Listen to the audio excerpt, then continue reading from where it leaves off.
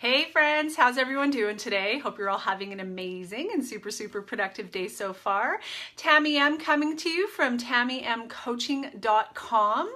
And the question of the day is how to know if you're a narcissist, a codependent, or both. How to know if you're a narcissist or codependent or both.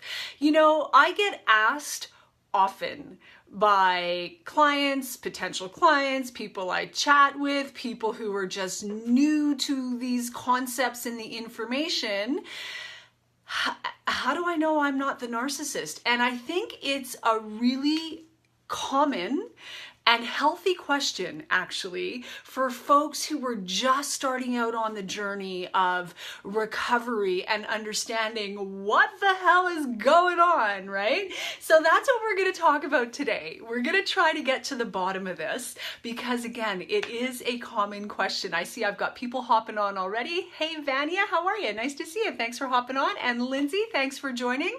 Guys, do me a favor. If you're catching me live, drop me a 1. If you're catching the replay, drop a 2. And if you're new to my live broadcast, let me know you're new. Let me know where you're coming in from so I can reach out and say hello. So if we haven't met before, I'll take a quick moment to introduce myself. My name is Tamie M. I'm an empowerment life coach for women. I help women break free from painful relationship patterns so they can experience the love they deserve. And like I said, I often get the question, am I the narcissist?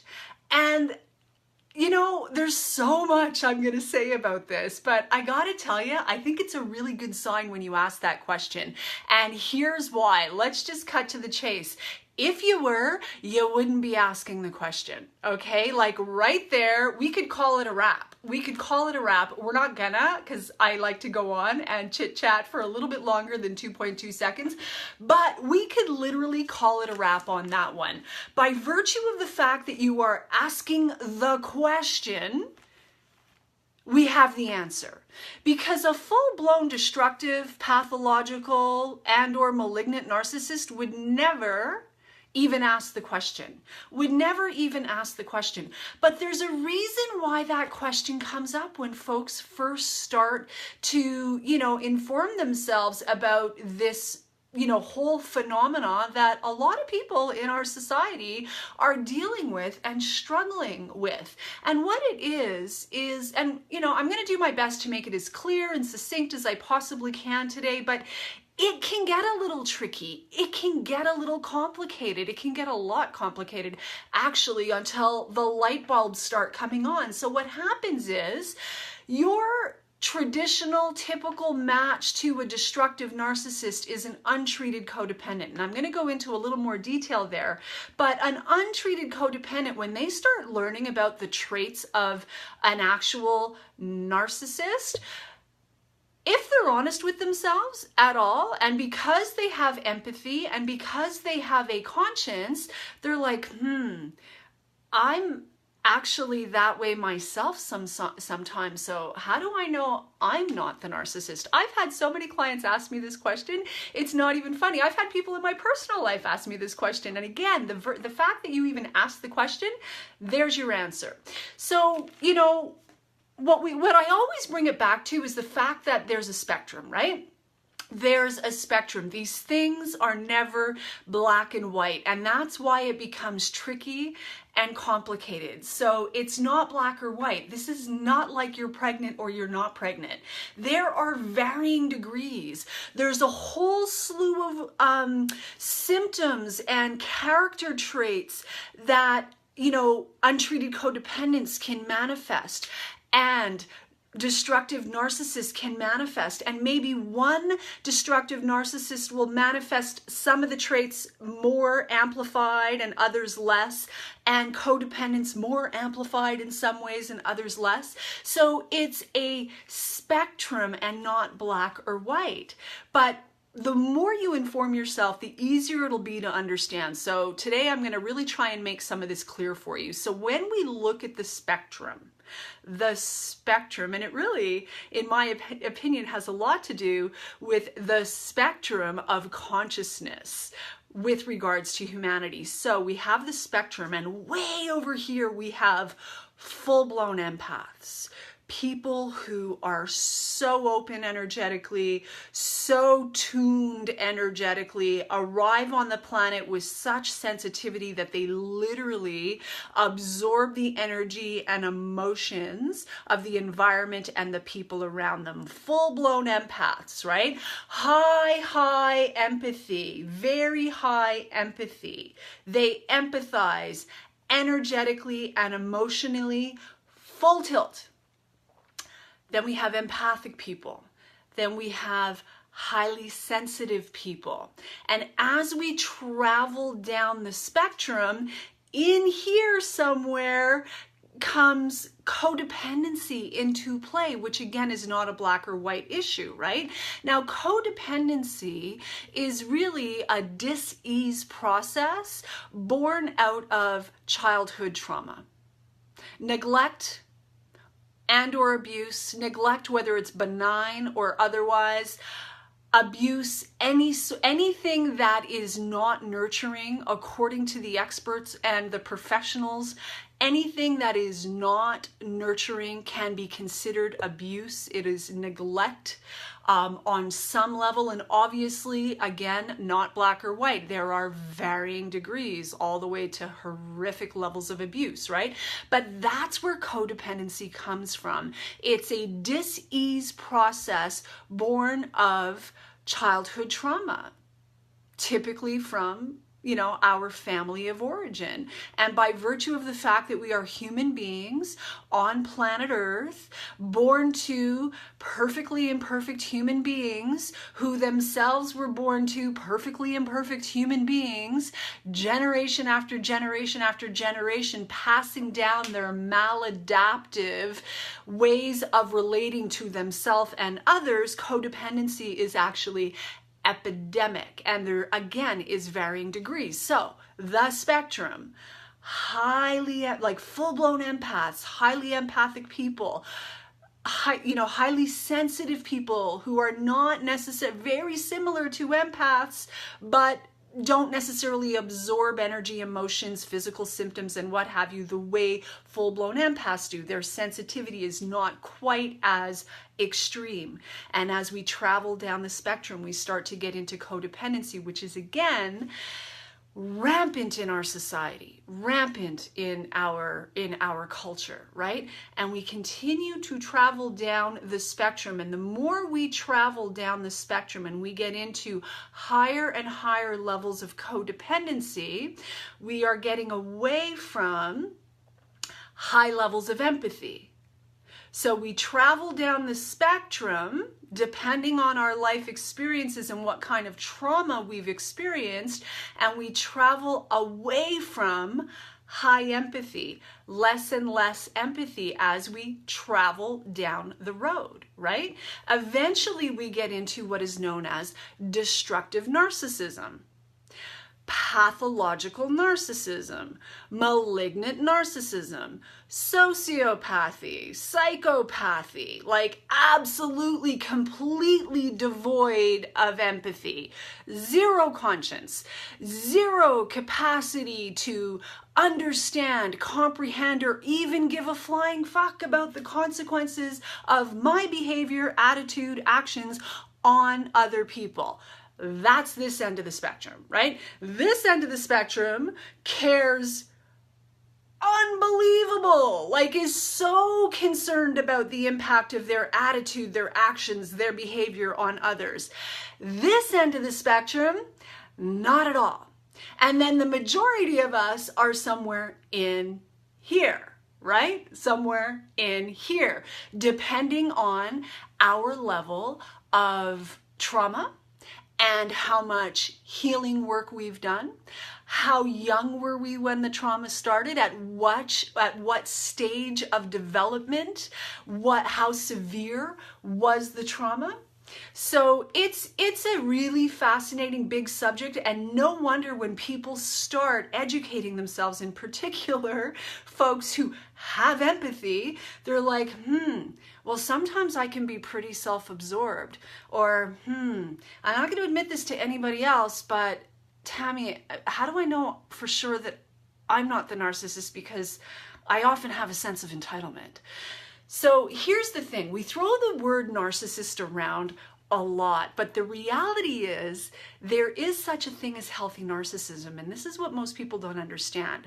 While we're throwing the word narcissist around, when we're talking about the destructive people in our lives who are lacking empathy, lacking conscience, whose noses are completely in their navel, and they don't care about anybody else, and all of the ways that destructive narcissism shows up, pathological and malignant narcissism shows up, what we're talking about is destructive narcissists onwards. That's what we're really talking about. We use the word narcissist, but the reality is there is such a thing as healthy narcissism.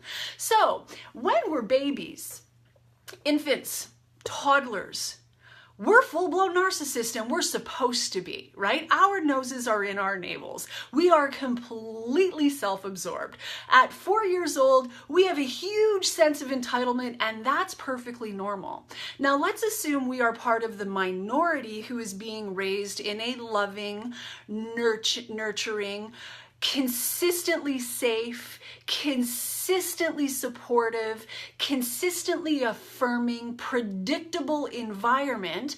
We are going to develop in a healthy way, emotionally and psychologically. And we will develop what is known to be healthy narcissism. We have a healthy sense of self-esteem.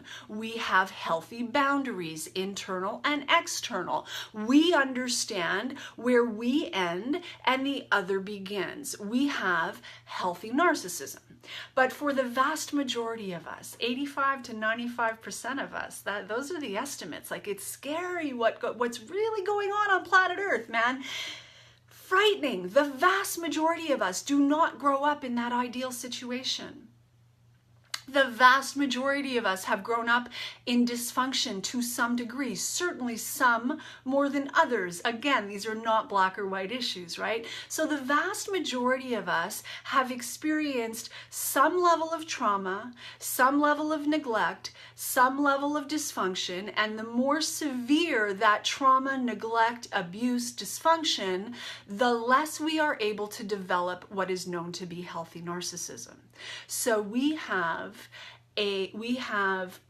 what I'm spacing, underdeveloped narcissism. We have underdeveloped narcissism, and thus is born the codependent. And the more dysfunction you grew up in, the more we suffer from underdeveloped narcissism, the more severe our codependency is, right?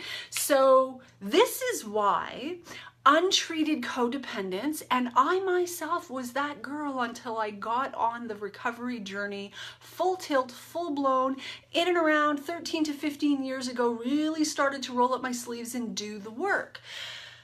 So I know of what I speak because I've been rolling around in this stuff for a long time, and I was this girl. So it's not about pointing fingers or making you bad or wrong. The purpose of this is to help you understand that untreated codependence, in particular highly empathic untreated codependents, are a perfect match for destructive narcissists. And the more sick we are in our untreated codependency, the more underdeveloped narcissism we carry, the more severe that is within us, the more we are a magnet to and attract a higher and higher level of destructive narcissists. Like, if we're attracting full-blown sociopaths into our lives, look, we can point the fingers all we want and play victim all we want, but that is not the solution. Nothing changed for me until I decided to take responsibility for what the hell's going on inside of me that I keep attracting these people in every area of my life, in particular romantically. But let's be honest here, it isn't just in our romantic lives that we attract this stuff. We attract this stuff in our friendships. We attract this stuff in our workplace. We attract this stuff all the livelong day. And the reason being is we are an energetic vibrational match to it by virtue of the unhealed wounds that we carry, by virtue of our untreated codependency, right? So An untreated codependent is going to have underdeveloped narcissism, which means they're going to have narcissistic traits. They're going to have narcissistic traits. And depending on how severe their trauma is, and these are progressive issues, by the way, just like alcoholism and drug addiction, left untreated, they get worse, never better. That was my wake-up call in 2005 when someone looked at me and said, oh, by the way, right here in this big book here, it says it gets worse, never better. That scared the shit out of me at 36 years old, and I went running into recovery, willing to do whatever it would take to change, because I had lots of examples around me of what that looked like, getting worse, never better. And I had been living it in my own experience, and I was not willing to continue to travel down that road of unconsciousness. So, untreated codependents carry underdeveloped narcissism, therefore have narcissistic traits themselves, and that is what makes them a match. So the solution is not in pointing fingers and taking their inventory.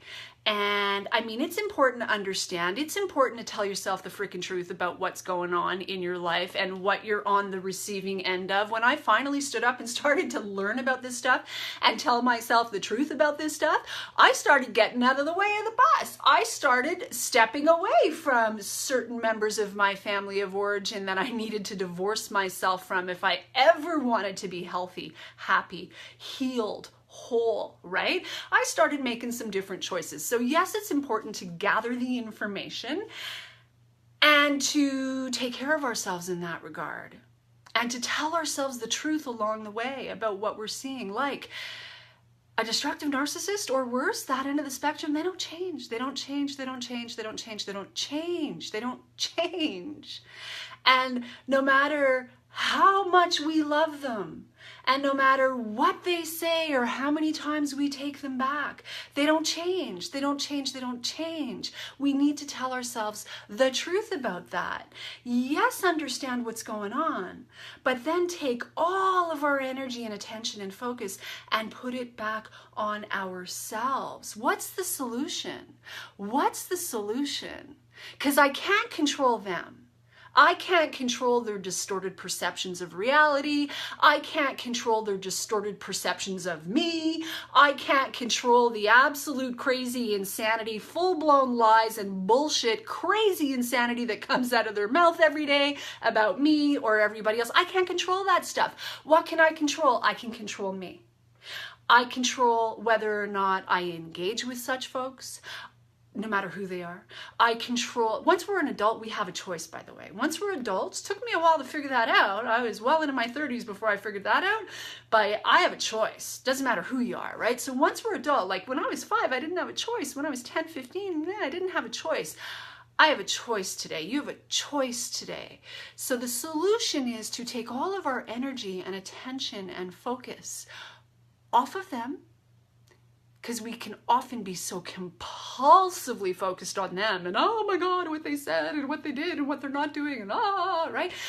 And it's like a drug. As long as we're doing that, we don't have to look at us, right? So that feels good, but it gets us nowhere. Meanwhile, year after year, we get sicker and sicker. The problems get worse and worse. The debts accumulate. The drama, there is no end to it. And often, sadly, there's kids in the mix who are being affected by all of this. So take all of our focus off of them and put it on the solution. Healing us, learning about our own codependency, rolling up the sleeves and doing what is, I'm not going to lie to you, uncomfortable, hard, difficult work, but so freaking worth it. Healing our childhood issues, our internal wounding, dealing with that stuff. And the more we get in touch with that stuff and feel and heal that stuff, everything starts to shift from the inside out. Everything starts to shift from the inside out. So if you're wondering whether or not you're the narcissist, like, am I the narcissist? Am I the codependent? Am I both? The truth is, if you were actually a destructive narcissist, you'd never be asking the question. You'd never be asking the question. A destructive narcissist, or worse on the spectrum, pathological, malignant, whatever, they are not that self-aware. They are not that self-reflective. They are far too busy convincing themselves and the world that this false persona that they work so hard to project is true. They are well defended against being that self-reflective. They are very well defended against being that self-reflective and that self-aware. They would never ask the question, am I the narcissist? Do I need help? They'll never ask that question. So the very fact that you're even asking that question is a very good sign. It means you're self-reflective. It means you have a conscience. It means you have empathy, because if you're asking the question, you recognize that, I'm an imperfect human being and I've got some character traits that are maybe not so flattering as a result of my experiences here on planet Earth and the fact that I haven't done my own work yet. They might be showing up, cranked up on max volume some days, right? Like, for example, I'm talking to a client the other day who's like, oh, Tamie, when he does this, I do that. And I'm like, I get it. I can be very abusive in response to being abused. I'm a lot better than I used to be, believe me. But when I think back to what I was doing in my relationships 15 and 20 years ago, holy cow, when I'm being abused, chances are good I'm going to come out swinging. Now, again, today I live a very different life. This stuff isn't showing up on the radar because I've up-leveled and healed a lot of this nonsense, so I'm not a vibrational match to it. And when it does show up, it's like, oh, wow, there's another layer. Let's go in and do some more work. Because if it's showing up on the outside, there's something on the inside that I carry that's a match to it. And that, my friends, is where our power lies. That is where our power lies. I see a whole bunch of people have hopped on. Michelle, how are you? Long time no see. Nice to see you. Thanks for joining. Babette, welcome. Nice to see you. Oh, I don't know what's going on here. I hit the wrong button. Lise from Montreal. Nice to see you. Thanks for hopping on. Jesse, how are you, Mr. Rockstar? Nice to see you.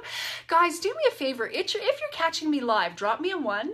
If you're catching the replay, drop me a 2. And if you're new to my live broadcast, let me know you're new. Let me know where you're coming in from so I can reach out and say hello. I see Melissa has joined today too. Nice to see you, sweetheart. Thanks for joining. So, on a bit of a terror rant today, but it's just like I said, I get this question all the time, and I think it's actually a really healthy sign when someone asks that question, right? Because if you really were a full-blown destructive narcissist or worse, you'd never be able to ask that question. It's not part of their makeup. They are well defended against knowing and very busy projecting a false persona. So our work, my friends, is to deal with our childhood wounding, our adult child stuff, our untreated codependency, our own underdeveloped narcissism, so that we're not walking around with all of these wounds inside of us that act like magnets, drawing these people and these experiences to us. When we heal that, what shows up on the outside is very, very different, and that is a beautiful thing. Guys, I hope you got some value out of this. If you liked what you heard, don't forget to like, comment, and or share. Once again, my name is Tamie M. I am an empowerment coach for women. I help women break free from painful relationship patterns so they can experience the love that they deserve. And right now, I have an amazing 8-week program available for y'all. If it resonates and you're interested, drop me a comment, send me a private message, and I will get you the details. It's called the Freedom Class, and it is designed specifically to take you through the processes that will help you up-level and heal all of that stuff that is drawing this particular type of person, people experience into your life. It's 8 weeks to freedom. It's a fabulous journey, and if you want some information on that, drop me a comment or send me a private message. Again, I hope you got some value out of this. If you liked what you heard, like, comment, and or share. And with that, I am going to call it a wrap. So go enjoy the rest of your day. Thanks, friends, for hopping on. If I missed anyone, my apologies. If you have any questions, reach out anytime. Send me a PM. I'd be happy to connect with you, and I'll look forward to catching up with you soon. Mwah. Much love. Bye for now.